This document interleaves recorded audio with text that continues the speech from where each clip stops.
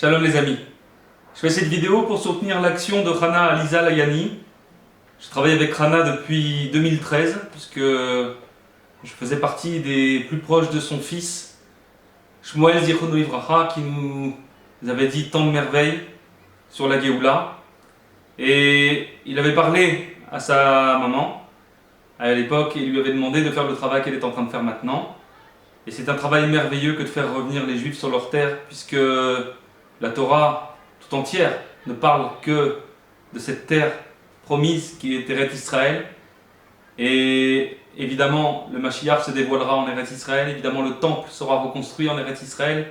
C'est la terre sainte, la terre où chaque Juif devrait se retrouver.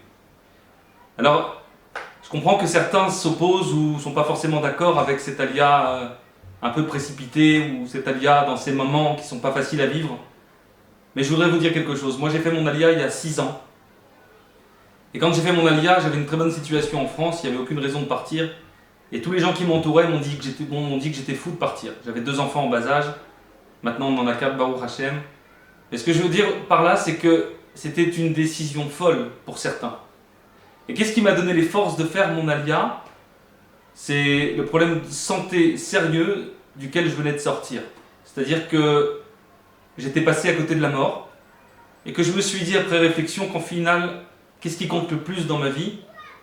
Est-ce que tous les sacrifices que je fais et qui finalement ne me rendent pas heureux, de vivre sur une terre que j'ai pas choisie en France, de vivre comme je vivais, tout ça pour finalement garder ma situation financière, etc.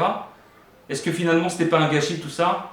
Et l'épreuve que je venais de vivre m'a permis de décider de venir ici en Eretz Israël et de faire face aux difficultés, parce qu'évidemment il y a des difficultés en Eretz Israël. Je suis venu avec un peu d'argent, mais j'ai dépensé tout très vite et je me suis retrouvé très vite sans argent. Il a fallu faire face aux difficultés, mais je me suis remis dans les mains d'Akadosh Baruch Hu, parce qu'ici on est forcé à le faire, et la Hashgacha Pratit, c'est-à-dire la providence divine particulière, a fait le reste. Et aujourd'hui, 6 ans après, je peux vous dire qu'on est très heureux de notre situation, très heureux de se réveiller chaque jour en Eretz Israël, et que je remercie tous les jours Hachem de m'avoir permis de vivre dans ce pays merveilleux. Les amis, aujourd'hui la situation qui permet de réfléchir, on l'a, c'est ce virus. On est tous confinés, on est tous en train de perdre ce qu'on avait avant.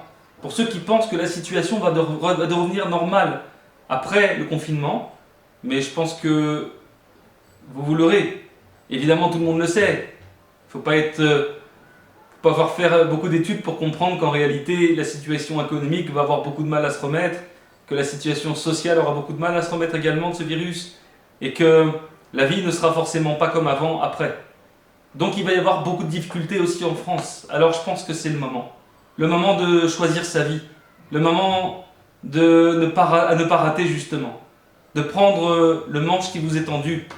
D'ouvrir cette fenêtre là maintenant et de rentrer dans cette nouvelle vie qui s'offre à nous, de venir ici en Terre Sainte, sur la terre d'Israël, la terre de nos ancêtres, pour vivre comme un juif véritable, c'est-à-dire en connexion totale avec Hachem, dans la foi bien sûr, dans la Hashgacha Pratit, de laisser Hachem faire, de se remettre dans ses mains, de lui faire confiance que la situation qu'il nous a donnée en France, il pourra tout aussi bien nous la donner ici en Eretz Israël, puisque la Torah nous le dit. À Rosh Hashanah est fixée la parnassa de l'homme, c'est-à-dire la subsistance de l'homme. Et bien évidemment, qu'on soit en Eretz Israël ou ailleurs, peu importe. Et de toute façon, on ne peut retirer aucun mal d'une mitzvah. Et je vous rappelle que faire son alia, c'est une mitzvah de Horaïta pour certains, c'est-à-dire de la Torah, pour certains, des Rabbanan, c'est-à-dire des sages pour d'autres, mais une mitzvah de toute façon. Et qu'en faisant une mitzvah, on ne peut pas du tout avoir aucun mal qui ressort de cela. Alors les amis, faites confiance à Hachem. La situation ici en Israël est... Il n'y a pas de compétition ni quoi que ce soit évidemment dans ça, parce qu'on prie tous pour que cette situation s'arrête et qu'on sorte de cette épidémie le plus vite possible, Bezrat Hachem.